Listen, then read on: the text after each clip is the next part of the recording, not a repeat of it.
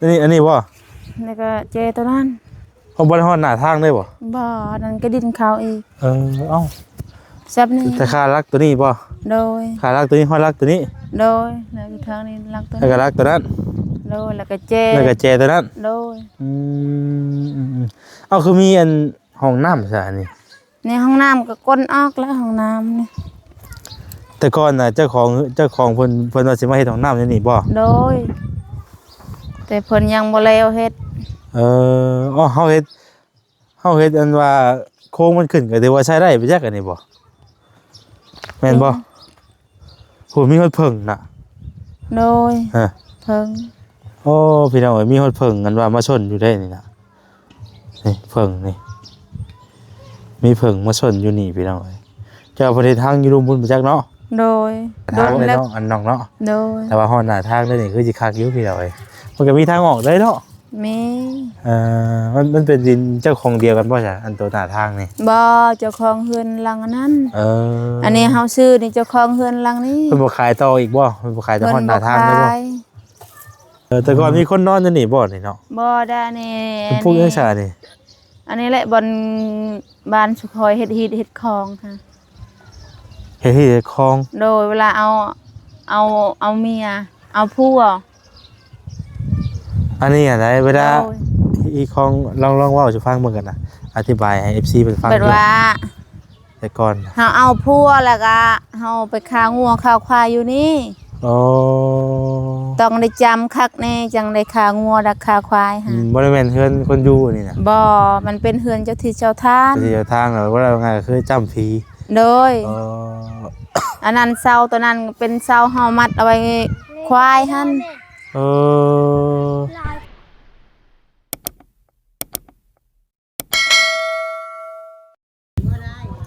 พี่น้องเนาะวันนี้ก็เดินทางมา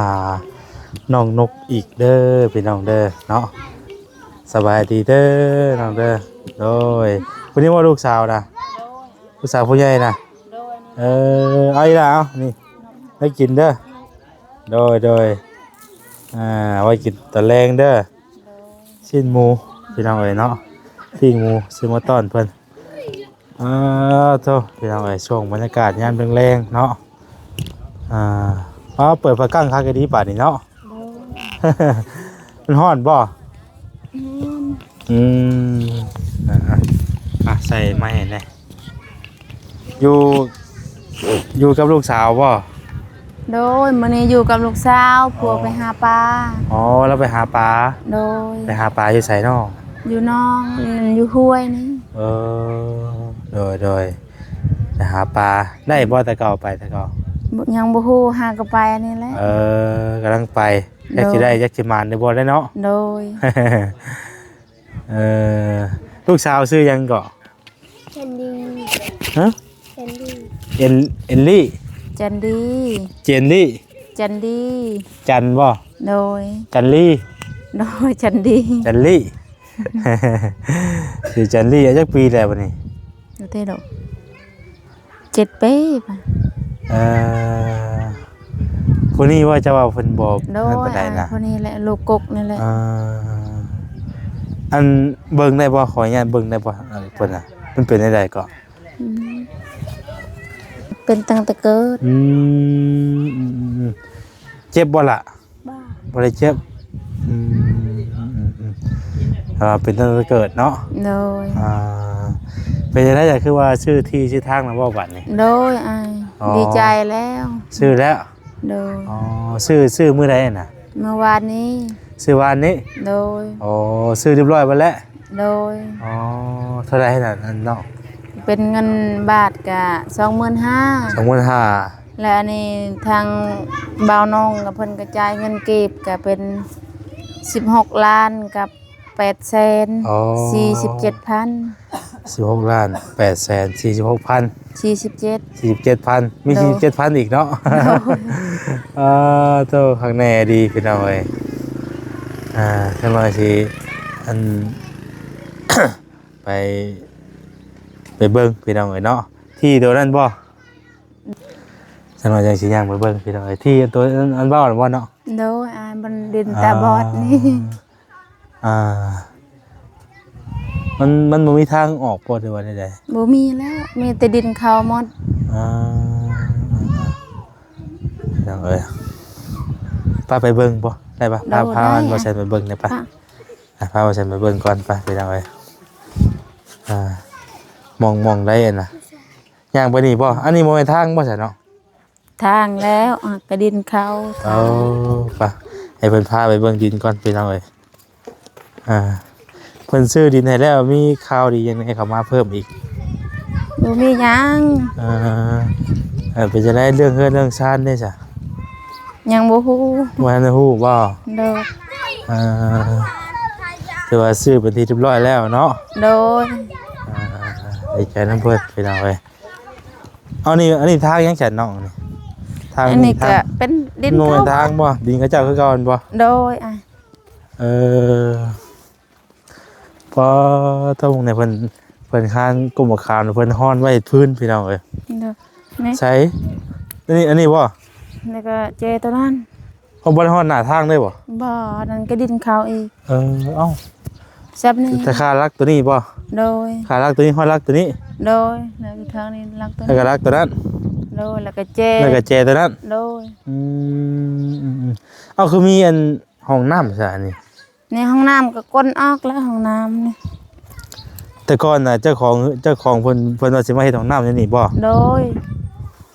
แต่เพิ่นยังบ่แล้วเฮ็ด เฮาเฮ็ดอันว่าโค้งมันขึ้นก็ถือว่าใช้ได้ไปจักอันนี้บ่แม่นบ่โหมีฮอดเพิ่งน่ะ โดย ฮะ เพิ่ง โอ้พี่น้องเอ้ยมีฮอดเพิ่งกันว่ามาชนอยู่ได้นี่น่ะนี่เพิ่งนี่มีเพิ่งมาชนอยู่นี่พี่น้องเอ้ยเจ้าประเทศทางอยู่รุมพุ่นไปจักเนาะ โดยโดนแล้วเขาว่าเพิ่งอยู่นี่ฮะ นี่น่ะ โดย มีเพิ่งอยู่ในนี่เพราะว่าไอ้ห้องน้ำบ่ได้ใช้งานเนาะ โดยยัง ห้อง ทัน น้ำ ใส่นะ ห้องน้ำบ่ได้ใช้มีแต่ว่าเพิ่นเฮ็ดไว้แต่บัดนี้เพิ่งมาอยู่บัดมันมีฮูเด้ โดย อาจจะว่าแล้วก็เป็นเพิ่งอีกเพิ่งโกนอีกเพิ่งตอนหนึงนะ เนาะ พี่น้องเอ้ย โอ้น่าจะฮอดหน้าทางเลยเนาะอันน้องเนาะ โดย แต่ว่าฮอดหน้าทางเลยนี่คือสิคักอยู่พี่น้องเอ้ยมันก็มีทางออกได้เนาะ มี มันเป็นดินเจ้าของเดียวกันบ่จ้ะอันตัวหน้าทางนี่ บ่เจ้าของเฮือนหลังอันนั้น อั นนี้เฮาซื้อนี่เจ้าของเฮือนหลังนี้ เพิ่นบ่ขายต่ออีกบ่เพิ่นบ่ขายแต่ฮอดหน้าทางได้บ่ เออ มันจะตะอะไรเพิ่นบ่ขายทามแล้ว ถามเพิ่นแล้วเนาะ โดย ที่จริงแล้วก็มันก็บ่ได้ไกลทางพี่น้องเอ้ยเนาะดินตอนนี้ก็ โดย แล้วก็มันมีกงมะขามกงมะพร้าวอยู่ในนี่นะ โดย แล้วเฮาต้องได้ถ้าว่าเฮาในกรณีเฮาเฮ็ดทันนี่ปลูกสร้างนี่ต้องได้ ตัดเอาหมด ตัดออกเบิดนี่เฮาน้ำก๊อกกันเนาะใช้ได้บ่น้ำก๊อกนะครับ บ่ใส่บ่ได้ อ๋อ น้ำก๊อกก็เฮือนหลังนี้แหละ อันนี้ แต่ว่าเพิ่นยัง ก็ดิน เพิ่นยังบ่ได้เคยปลูกเรือนใช่บ่อยู่นี่นะ ยัง โอ้แต่ว่าเพิ่นไม่ห้องน้ำใช้เนาะ โดย ให้ห้องน้ำใช้แล้วก็เฮ็ดทางน้ำใช้เนาะ โดย สองหมื่นปลายพี่น้องเอ้ยเนาะ25,000เนาะ โดย ก็ถือว่านั่นอยู่พี่น้องเอ้ยจากรากตัวนี้ไปหาตัวนี้แล้วก็ไปหันเนาะเจนั่นหรือเปล่า โดย อีกตอนหน้าพุ่นบัดอีกเจ้าหนึงอีก เจ้าหนึงอีก ถ้าว่าเพิ่นขายตอนหน้าคือสิคักเนาะ โดย เพิ่นบ่ขายบ่ บ่ขาย ไกลหน้าทาง โดย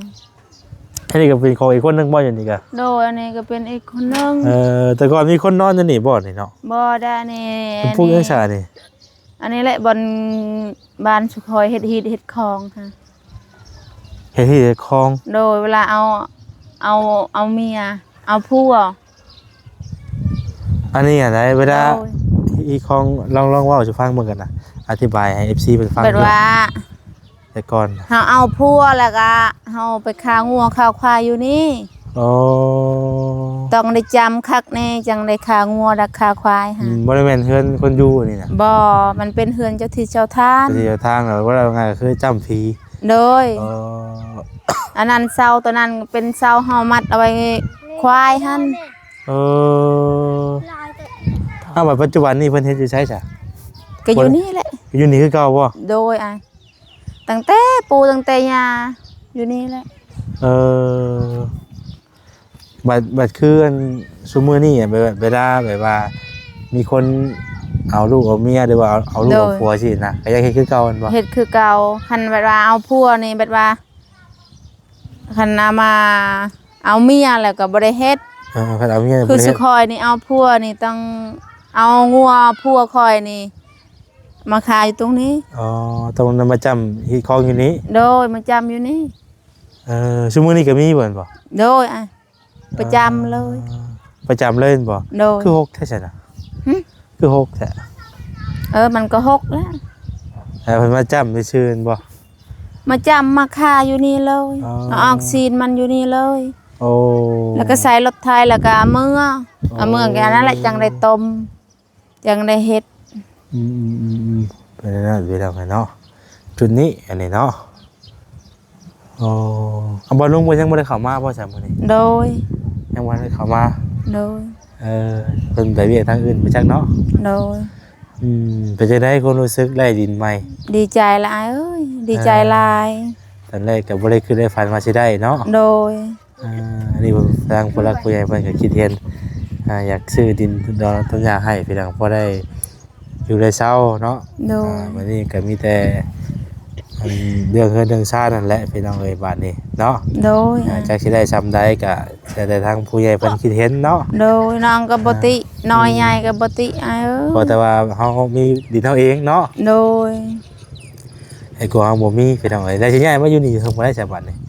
บ่ได้ย้ายแล้ว ยังบ่ทันย้ายบ่ โดยต้องได้ตัดอันนี้ออกหมดก่อนให้มันเป็น อันนี้ ก่ อันนี้บ้าเคิงบ่ได้ซะนี่ จัก เพิ่งมื้อนี้บ่นี่นะ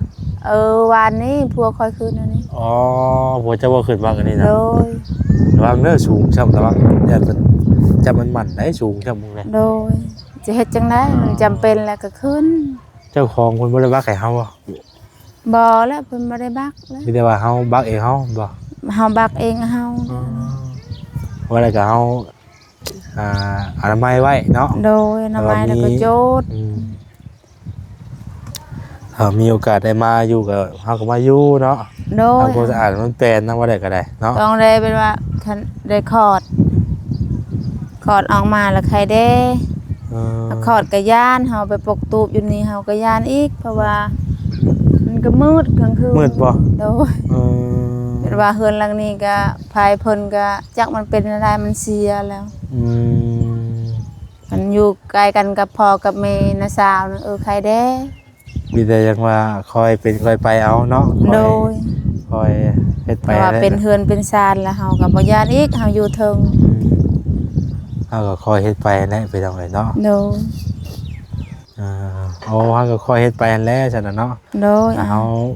หาเงินนะครับแล้วก็คอยเก็บนิดเก็บหน่อยไป โดย เฮ็ดเงินเฮ็ดซ่านทันใหม่บ่แล้วก็ได้เนาะ โดย ลูกก็ใกล้สิเกิดแล้วบัดนี้เนาะ โดย ยังบ่โดนเด้นี่เนาะเบิ่งนี่ ยังบ่โดน เริ่มนั่นน่ะบ่เพิ่นให้สัญญาณน่ะบ่ ยัง ยังอยู่เนาะ โดยมีแต่เพิ่นติ้งได้คู่มือ จักสิแม่นผู้หญิงหรือผู้ชายพี่น้องเอ้ย ยังบ่ฮู้ว่าสิ ว่าวันจันทร์นี่ว่ามื้ออื่นนี่ว่าสิไปกวด อ๋อ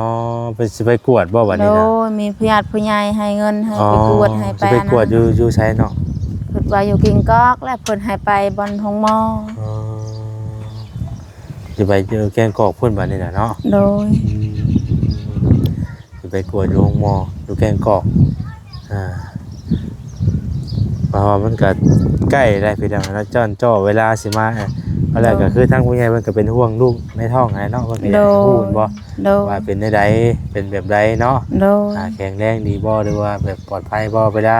เฮาคลอดเฮาหยังออกมาน่ะปลอดภัยบ่หรือว่าจังใดก็เฮาก็อยากฮู้เนาะ โดย อันนี้บ่เคยกวดจักเทื่อแม่นบ่ ไปกวดแล้วแต่เฮาไปกวดบัดว่าอยู่คลินิกตะเลวนี่ไปกวดบัดว่าเขาเอามือเป็นได้เอามือ มันบ่ได้ผ่านเอ็กซเรย์เนาะ โดย ประมาณนั้นแหละพี่น้องที่ตาเบิ่งเจ้าสิไปได้แล้วจ้ะนะ ยืมเอารถนี่แหละยืมรถเอารถในบ้านนี้รถพี่น้องนี่ บ่ได้มีรถตลาดบ่รถสองแถวบ่อยู่พี่ บ่มีละอายเอ้ย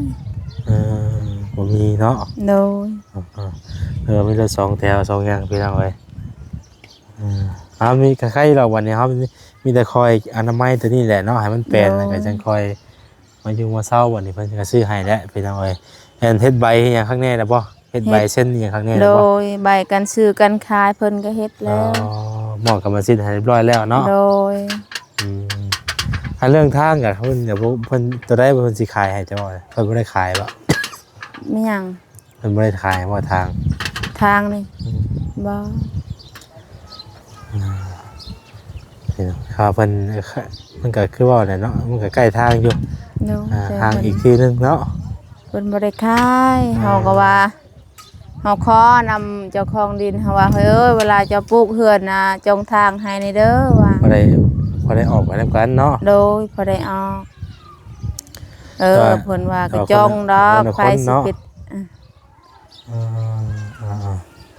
เดี๋ยวเอ้ยป้าเพิ่นแหละเมื่อเฮือนเพิ่นแหละเนาะบัดนี้เฮามาเบิ่งมาเห็นที่ได้พี่น้องเอ้ยอันนี้เพิ่นก็บ่ได้ใช้งานดอกเพิ่นเฮ็ดไว้ซื่อๆแต่ว่าคันว่าเฮาเฮ็ดบังนี่ใช้งานได้เลยเด้นี่เนาะ โดย เพิ่นตั้งเรียบร้อยเด้กลายไป คักพี่น้องเอ้ยดินเพิ่นก็ได้เพิ่นขายยังจ้ะโอ้อยู่พี่ปัญหาพื้นไว้หลายแล้วอยู่พี่เนาะ โดย ปัญหาพื้นเลยบ่ได้เฮ็ดทานที่หยังจุบ่เฉยๆพี่ฉลาดมันจะหาพื้นไว้แบบซี่เนาะ เฮ็ดทานก็เอาไว้ขาย พลังเป็นพื้นเนาะ โดยดังเป็นพื้นเอา นี่แนวแต่ละบ้านเนี่ยเพิ่นสิหาพื้นไว้แบบนี้แหละพี่น้องแต่ละบ้านแต่ละเฮือนแต่ละหลังเนาะ โดย พี่น้องเอ้ยต่อนี่แหละมองอยู่มองกลัวอยู่คู่กินเพิ่นก็อยู่นี่พี่น้องเอ้ย จะอุ้ยจะอุ้ยไปล่ะ ทางแม่เราไปใช้มื้อนี่แม่ตู้ไปใช้มื้อนี่ เพิ่นออกหน้า ออกนาบ่ โดย เพิ่นไปยังยังอยู่นา เพิ่นก็ออกหาเขียดหากบนั่นแหละคือเก่านั่นแหละ หาคุดกบคุดเขียดเนาะ โดย คุดกบคุดเขียด ไปขายว่ามีหมองขายว่าใช่นี่ มีพ่อค้าได้เขาคืนตอนเช้าตอนแลง อ๋อ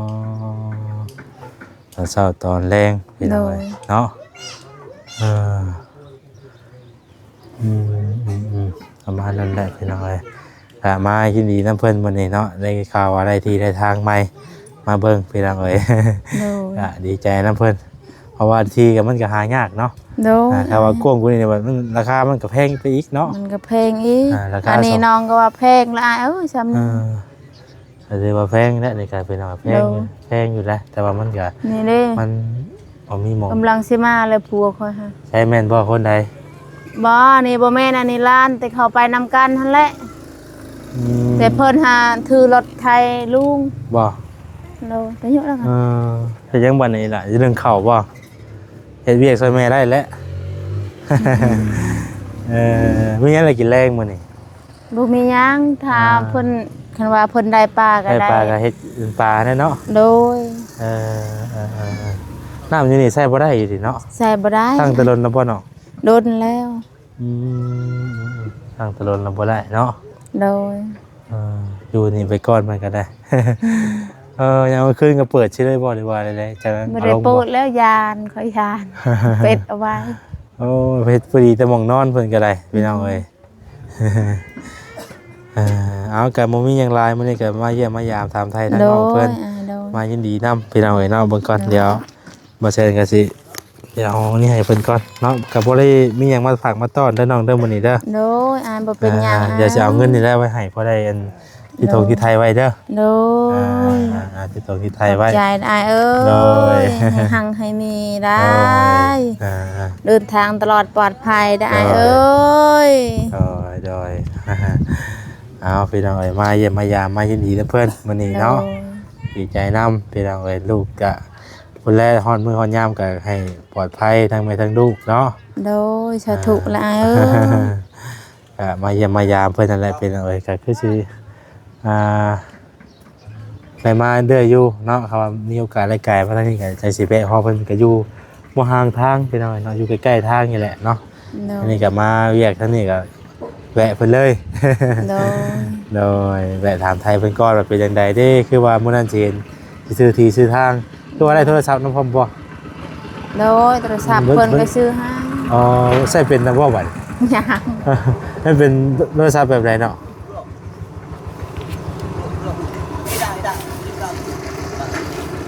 เออ ปลาตัวรุ่นใดเด้นี่พี่น้องเอ้ยเนาะเก็บไว้ดีๆเด้อน้องเด้อรักษาไว้ดีๆเด้อ โดย